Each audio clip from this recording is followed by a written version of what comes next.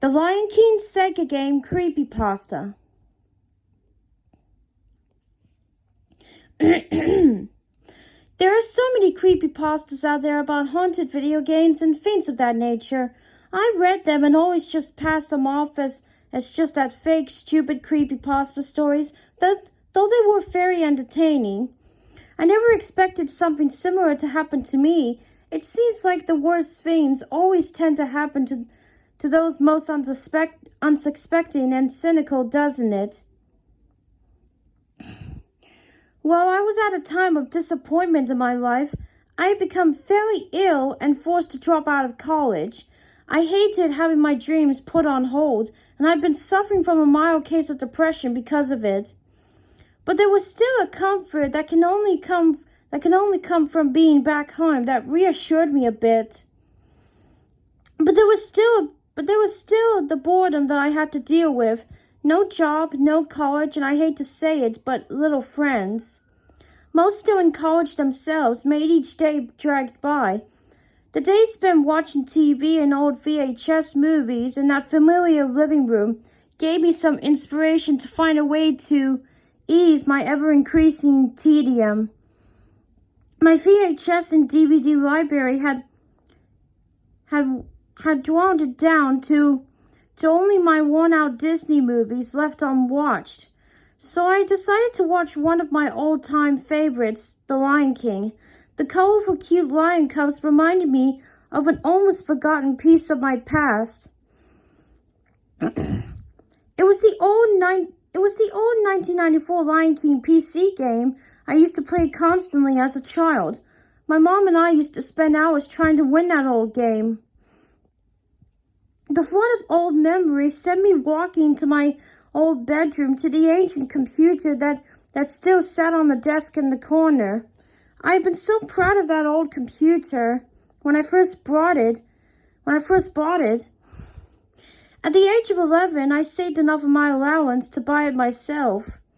It was heartwarming to see the old start-off screen and hear the old jingle as Windows XP started up. The bulky old compod processor grown to life, and I clicked the start button to search for my old games. Sadly, the game folder was barren and empty. Disappointed, I walked in to ask my mom what happened to all of our games. To all our games. She looked a little sad, probably seeing the dissatisfaction in my eyes. She told me since I had purchased a brand new laptop a month or so ago, my dad was going to sell the old computer. He had taken all the old games and documents and removed them. She then suggested I ask my dad if he had saved any of them.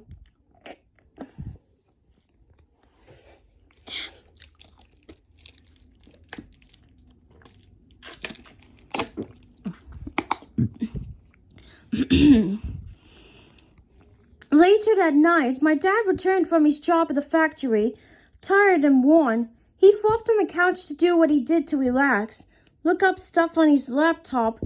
So I walked over and asked him what the fate of my childhood memories had been.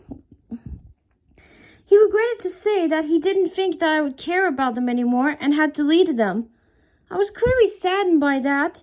I had been really looking forward to skydiving into an ocean of nostalgia, hating to see his little girl, all 19 years of her, upset.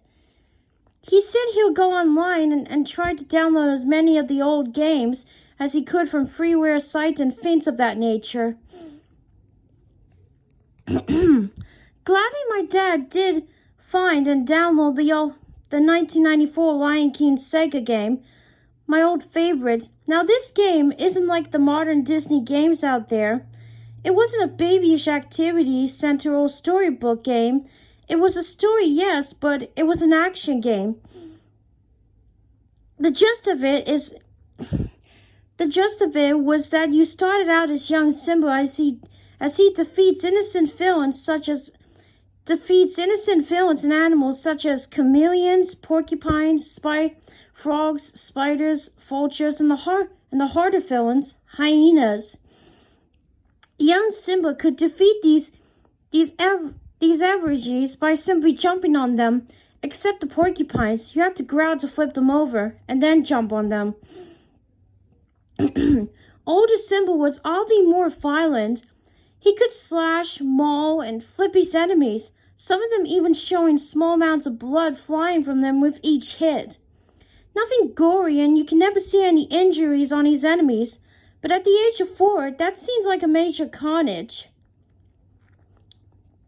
The next morning I was glad to have the whole house to myself to play the game again.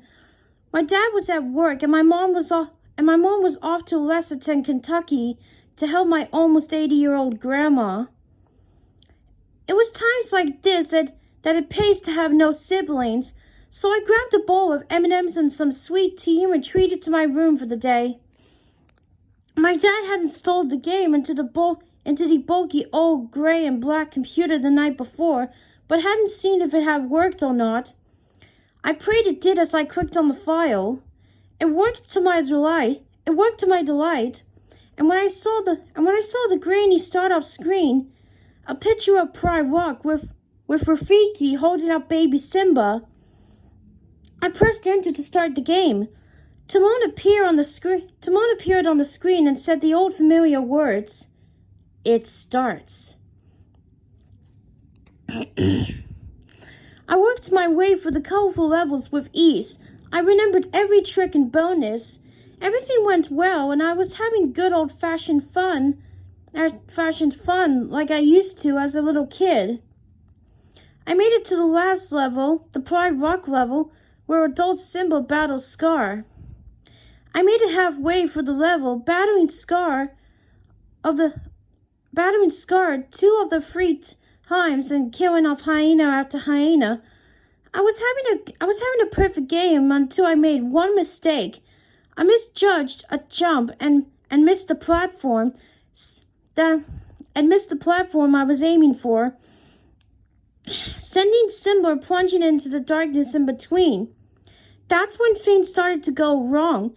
Instead of just fading to black and starting the level over like it was supposed to, the screen began flashing random colors, mainly red, black, and purple, and a sound that wasn't supposed to be in the game. I should know. I played it hundreds of times, and I memorized every part of it. The sound was from the movie. It was from the infamous stampede scene where Mufasa fell to his doom. It was Simba screaming, "No!" Then there was a screeching sound so loud I jumped and turned down my speakers. I figured that this was just a hacked version of the game, and someone thought it would make the game better to add sound clips from the movie. But instead of returning to the level I was on, the game restarted it from the beginning.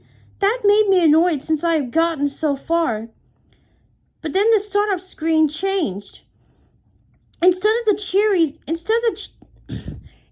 cheery scene I remembered from my childhood, or from 2 seconds ago, for that matter, it was dark, blurry, and odd-colored. Red, black, and blue. It almost looked like a night shot of the original screen. But I thought it might just be a glitch and pressed start anyway. Instead of Timon saying his normal phrase, there was a strip of red writing which seemed to flash and twist on the screen.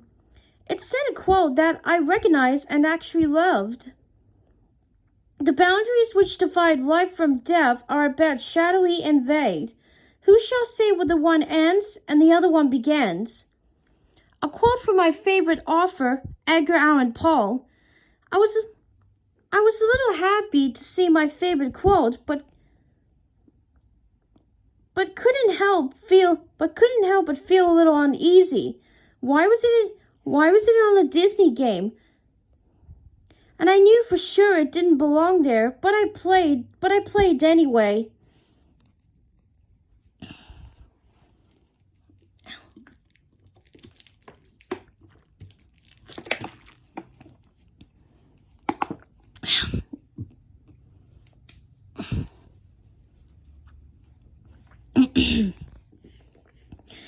first level was all wrong. First off, I had no lives left when I should have had 8. And the sky was pitch black. The first level was usually a cheery sunny level. Worst of all, young cub Simba was lying down in an unnatural crumbled position. He was bloody and shaking. This wasn't the Disney norm at all. For the heck of it, I tried to move him with the arrow keys, and he reached his arm out slowly and dragged himself along the ground, leaving a trail of crimson blood behind him, like a slug leaves a trail of slime. The progression was slow, but the crisp autumn weather outside made me excited for Halloween. So I decided to try and play this disturbed version of my favorite game. When I needed to jump, the half-dead lion cub jumped almost like normal. Except with each jump, he lost a body part. The body part of him fell into the crevice he was jumping. Each jump made our crumbled hero bloodier and bloodier. At the end of the level, the hyena was different too. His eyes glowed red, and he looked as if he'd been slashed multiple times. I defeated him with 2 jumps, just in time as Simba's last leg fell off. I wondered what awaited for me on the next level as the first one faded to black. The I can't wait to begin level was upside down, seemed to be melting on the screen, as well as being darker colored than it should. Simba was back to the original state he was on the first disturbed level. He dragged along as he made his way to the rhino. He jumped on the rhino's head, his tail falling off along the way, and the rhino flipped him up into the trees, into the arms of the monkeys. This is the part when Simba was supposed to jump on the heads of giraffes over water to the other side. But there was a problem. The giraffes were beheaded. Bloodily, with amazingly disgustingly detailed. I could see the bones sticking out. I thought whoever hacked this game had even more of a dark side than me. But I wondered how battered Simba could get across the water, which was in this version red blood. He jumped from giraffe to giraffe by clinging to the necks. The blood made him slip off quicker, so I had to jump quicker and quicker to keep him from falling into the water. Later in the level, the ostrich he was supposed to ride on was beheaded and skinned with frightening realism. It looked more like a photo I have seen taken at fur farms of dead animals. The ostrich lurched in an art-distorted way as it ran. The rest of the level was about the same. The monkeys beheaded and the tree on fire, and Simba crawled through the upside-down madness. As the level faded, the screeching sound returned. As something completely unexpected. It was Mufasa's face, but instead of the gold color he should be, he was black and his eyes glowed green. He opened his mouth and said in a hissing voice, "Scar is innocent. It was me." What did that mean? Was this twisted game trying to pass off that Mufasa was supposed to have let go of the cliff on purpose? I don't know why, but I was disturbed by that thought. Don't be stupid, I thought. Don't let a stupid game make you upset about fictional cartoon lions. Despite the nervousness I was experiencing, I continued to the elephant graveyard level. This one was right side up, thank goodness, and Simba was surprisingly normal, standing up straight like he was supposed to. Maybe the hacker got bored and decided to leave this level alone.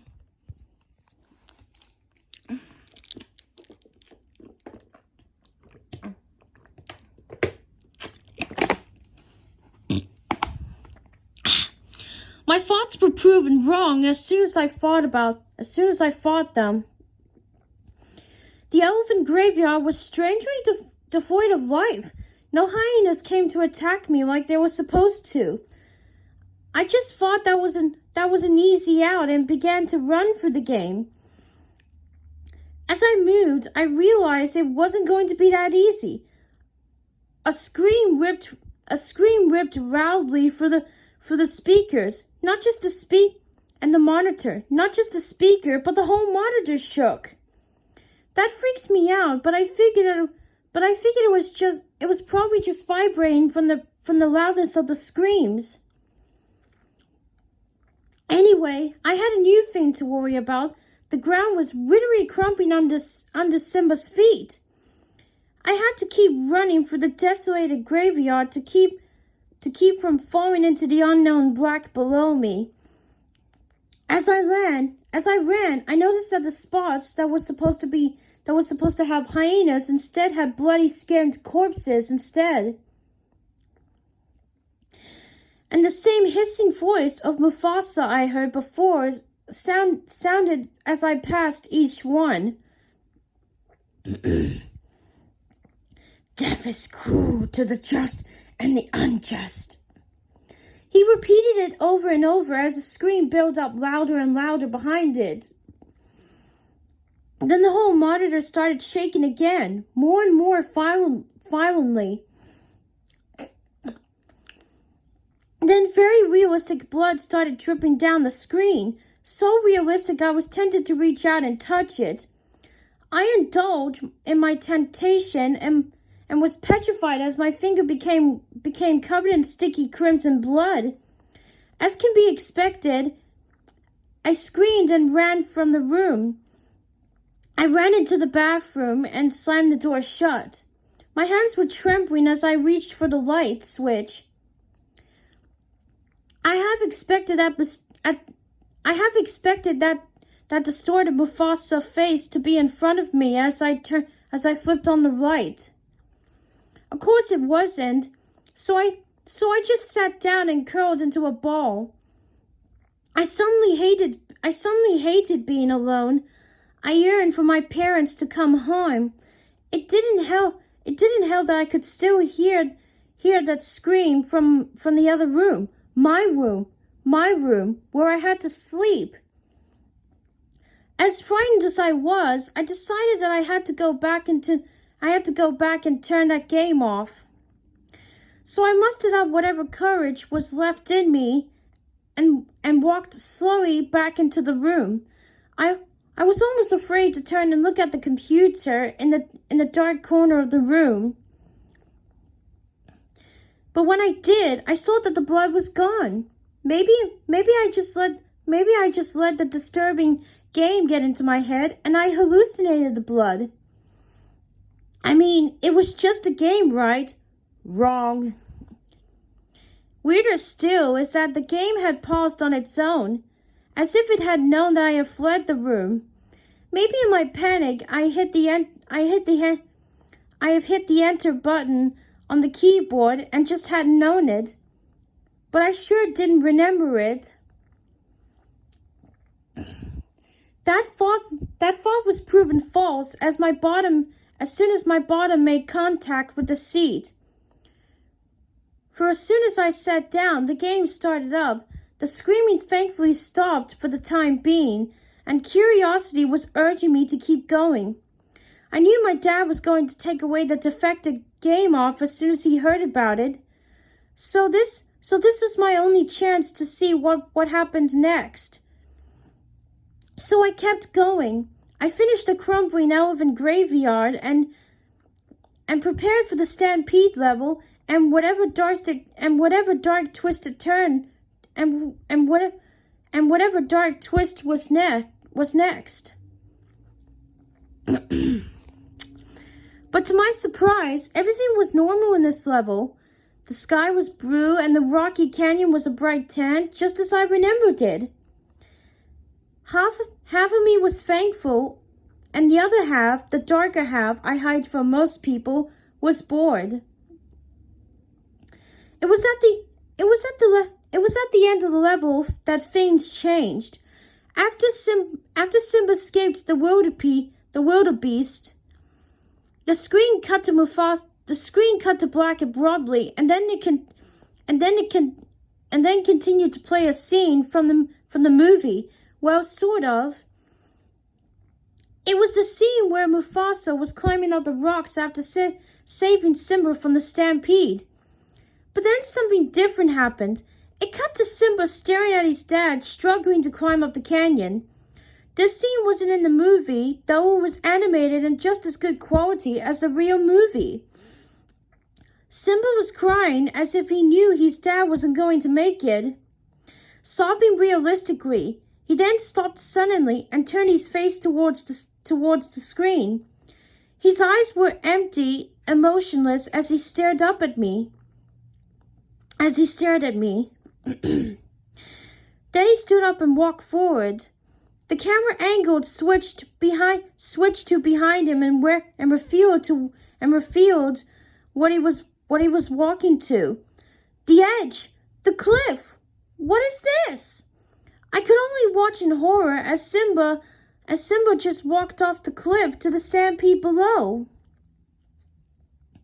Then the screen cut to Mufasa's face. He saw it. He saw Simba fall to his death. His eyes were filled with tears, and he looked up at his brother Scar, grinning down at him. What are you gonna do, brother? Scar asked menacingly, his eyes glowing in an odd red and his paws dripping with blood. What have you to live for? Nothing, Mufasa answered. Then he turned his face to the screen. No one does.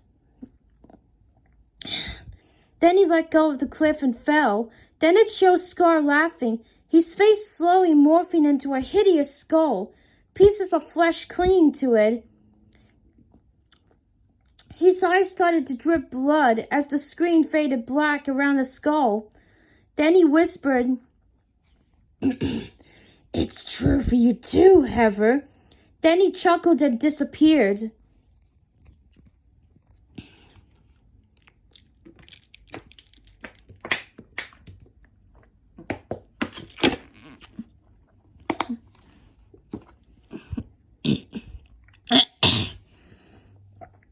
Once again, I found myself running from the room, this time in hysterics.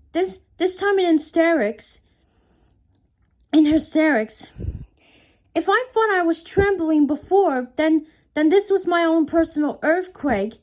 In the bathroom, I ended up vomiting into the toilet. Then I just sat there whispering, "It's not real. It's not real."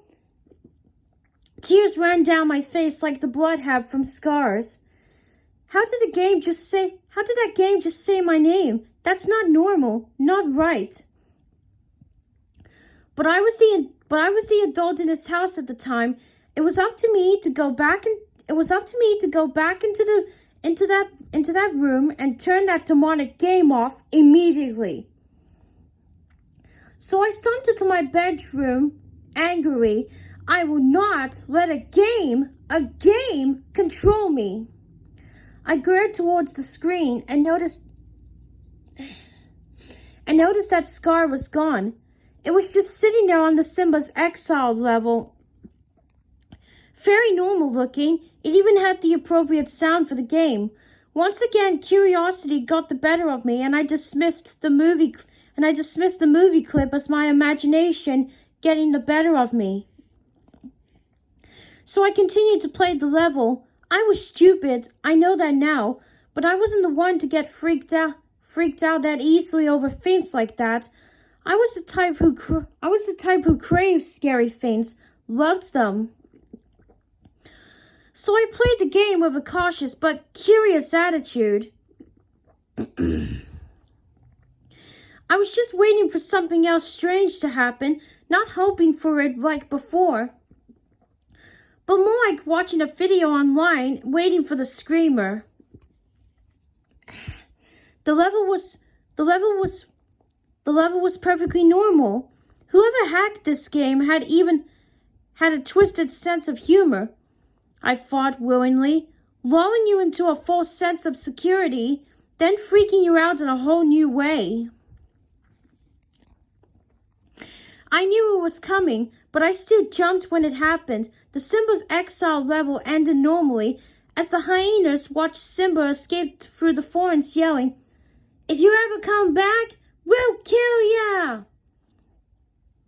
But then it happened. Something freaky. The Hakuna Matata level started, but Simba couldn't move. It was like the game was locked up, except he was moving. Not running like I wanted him to, but shaking his head over and over and over again. As if he was trying to shake the bad thoughts from his head. Then suddenly he looked straight ahead. Then he fell to the ground like he passed out, only his eyes rolled out of his head across the green jungle grass. Then the image twisted in on itself and faded to black. Then it broadly switched directly to the next level, skipping Hakuna Matata completely. It would only seem fitting that a game as dark as this skipped the happiest level. So now Simba is an adult. This is the level representing him going at night to see Rafiki. As an adult, he had his new powers of slashing and mauling. I mentioned before the brief, mild violence that normally was in the adult Simba levels. But this was much, much worse. When Simba mauled the leopard was ripped to pieces, and its body was left in a bloody mess. And its pieces piled on top of each other. Each one he killed off was murdered in the same malicious, violent way. I should have known something like that was coming. Then at the end of the level, when he found Rafiki at the pool of water and Mufasa appeared in the sky, Simba started shaking, not randomly, but in a pattern, and sounded and beat to the shakes. Then Mufasa reached down and opened his mouth wide, and Simba just walked in and disappeared. Rafiki then looked into the screen and whispered, "The circle of life is a lie. All die, all perish. Your time is drawing nearer." At least he didn't say my name again. That was a relief. The game skipped 2 whole levels, and I found myself at the start of the last level, the Pride Rock level. It seemed normal until I moved Simba forward. Instead of immediately fighting Scar as he was supposed to, he just ran for the empty level. No hyenas, no fire, no Scar. It was like this until I got to the very top of Pride Rock, where Simba and Scar were supposed to have the final battle. I was shocked at who was waiting for me at the top. Mufasa? He didn't even have a character in the game. I wondered for a second if I was supposed to fight him. He was Simba's father after all. But Mufasa leapt onto Simba and began to maul him, finally ripping off Simba's foreleg. He flung the leg off of Pride Land. I moved Simba and he hobbled to his dad and jumped, mauling him as well. The battle was pretty even. Mufasa and Simba ripping off piece after piece of each other. After about 10 minutes of fighting, I lost control of them. Nothing I did affected the fight. They were fighting on their own now. Suddenly Simba jumped onto his father, causing them to both somersault off the edge of Pride Rock to their doom. Then the screen flashed several times. The screen returned, and the screen switched to a very realistic picture of Mufasa and Simba's mangled bodies, lying in the heap under Pride Rock.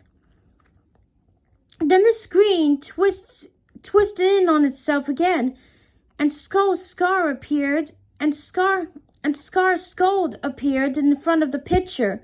I screamed when the skull spoke.